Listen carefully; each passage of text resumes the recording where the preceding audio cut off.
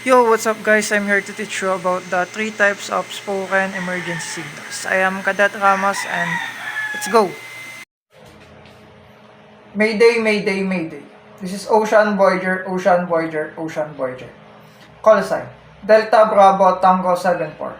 MMSI, 345678901. Position, latitude 36 degrees 45 decimal 2 minute north. Longitude 122 degree 30 decimal 5 minute west.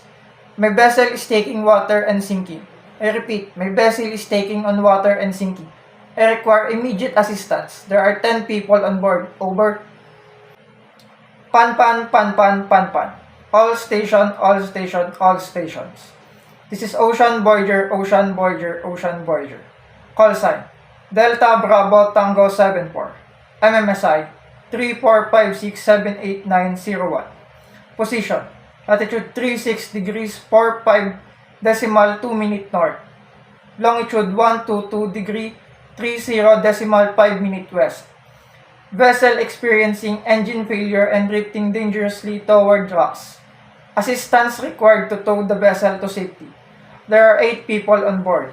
Weather condition, 10 knot winds, light rain. Over. Security, security, security. All station, all station, all stations.